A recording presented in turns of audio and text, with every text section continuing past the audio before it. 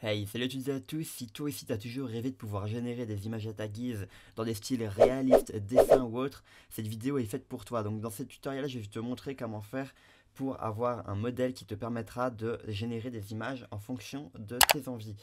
Alors sans plus tarder, on commence la vidéo. Hey, sans plus tarder, rendez-vous directement sur le site suivant de GitHub. Le lien est dans la description et dans les commentaires. Donc vous allez sur Stable Diffusion Web UI Forge. Vous allez directement scroll down vers le bas jusqu'à arriver au click one, enfin clicker download one click package. En fait, on peut l'installer en ligne de commande ou simplement download ici tout le zip. Donc le zip que vous allez extraire juste après. Donc moi je l'ai déjà, vous allez l'extraire. Une fois extrait, cela va vous faire un répertoire similaire à celui-là.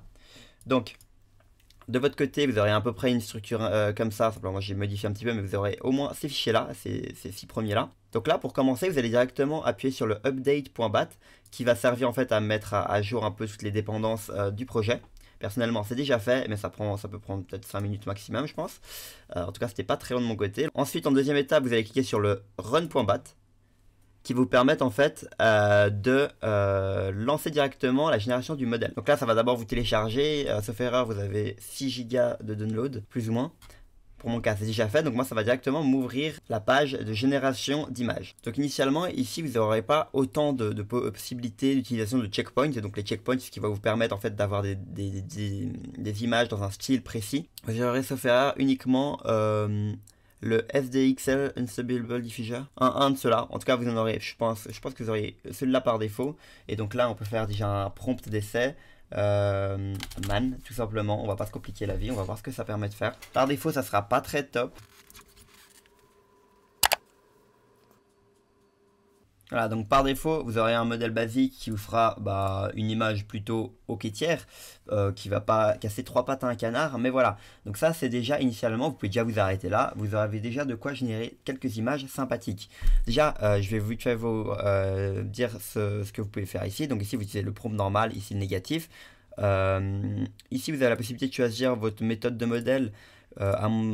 Laissez-le par défaut si jamais vous n'avez pas une spécification dans le téléchargement des checkpoints que je vais vous montrer juste après.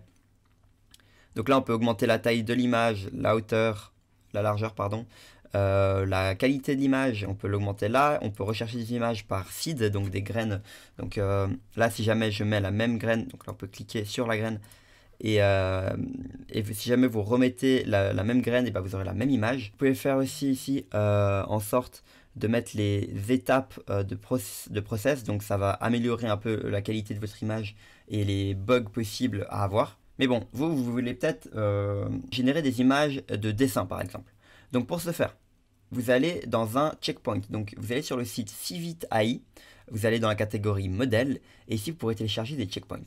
Donc les checkpoints, ça va être justement des sortes de modèles, si vous voulez, qui vous permettront en fait d'avoir des images dans le même style. Donc pour mon cas, j'ai download Autism SDXL pour la génération d'images. Donc là, vous pouvez voir que ça fait 6 Go. Il faut bien vérifier que c'est bel et bien un checkpoint et pas un LoRa. Les LoRa, c'est plus des sortes de filtres plutôt que des checkpoints. Après, je pourrais vous montrer dans une autre vidéo comment on les utilise. Mais là, c'est pas le cadre de la vidéo. Donc là, vous downloadez ça, ça fait 6 Go. Une fois que c'est download, vous allez directement dans votre répertoire. Vous allez dans Web UI, Modèle, Stable Diffusion, et vous allez glisser ici. Donc moi, je l'ai déjà là. Comme vous pouvez le voir, c'est Autism SDXL. Donc quand c'est fait, vous revenez dans Stable Diffusion, vous reloadez avec le petit bouton là.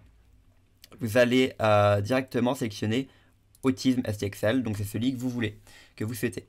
Donc là, directement dans le site Civitae, vous avez des propositions de prompt. Donc là, vous pouvez, par exemple, prendre celui-là.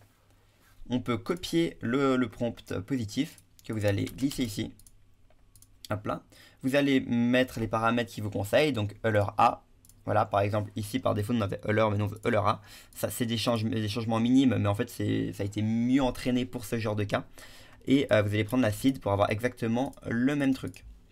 Enfin, exactement, étant donné que c'est pas la même version au moment où ils l'ont process et quand je le fais moi, ça va pas être exactement pareil, mais au moins très ressemblant. Donc là, on peut directement remarquer que dans le prompt, on a des paramètres par défaut qui vont servir à vraiment générer des choses dans le même type. On précise qu'est-ce qu'on veut, une fille habillée, le nom du personnage de l'animé, pour ce dessin-là en tout cas, le fond, enfin pas de petits paramètres ainsi, je vous laisse lire, le Doom Middle Finger, etc. Voir que l'image a bien été générée et elle est vachement ressemblante à l'image initiale. Ce n'est pas exactement la même, mais c'est très ressemblant. Voilà, vous pouvez faire pareil avec tout plein d'autres. Typiquement, je vais vous en montrer un que j'aime particulièrement. Donc vous avez SDXL Unstable Diffuser qui vous permet de générer des images de ce style-là. Donc là, on peut directement tester si jamais vous ne me faites pas confiance. Donc on va le mettre directement ici. Le négatif, on le met en bas. Et après, évidemment, vous modifiez à votre guise ce que vous voulez. Là, le DM2XK, il faut le modifier aussi. Hop. Voilà, vous prenez tous les paramètres proposés. Vous prenez ça. Vous mettez évidemment le scroller à 9 si jamais on vous demande ça. Bon, ça dépendra de la puissance de votre PC s'il en est capable. Et pour mon cas, j'ai directement un LoRa que je vous montrerai dans une prochaine vidéo qui permet en fait de affiner la génération et la rendre bien plus jolie. Donc là, on va démarrer. Ça va prendre un certain temps. Dans mon cas, ça dure rarement plus de 15 secondes. Donc là, on génère. Ok, là, heureusement, j'ai fait l'erreur de oublier de changer en fait mon modèle. Enfin, mon modèle, plutôt mon checkpoint.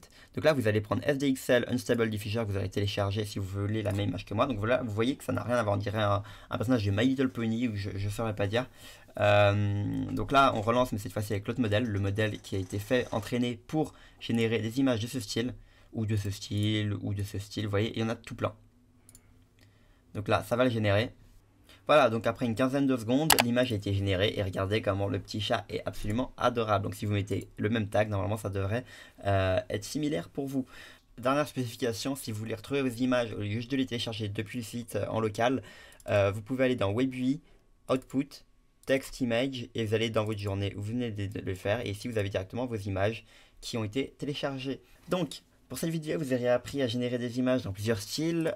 Vous avez un site pour télécharger des checkpoints. Faites bien attention à spécifier checkpoint et non LoRa. Vous cliquez bien ici pour avoir vos checkpoints. Les LoRa, je vous expliquerai dans une vidéo comment les utiliser. Merci d'avoir regardé la vidéo. Abonnez-vous, likez, partagez la vidéo. On se retrouve très bientôt pour d'autres nouvelles vidéos, que ce soit sur Monogame ou sur les IA. Merci. Ciao, ciao.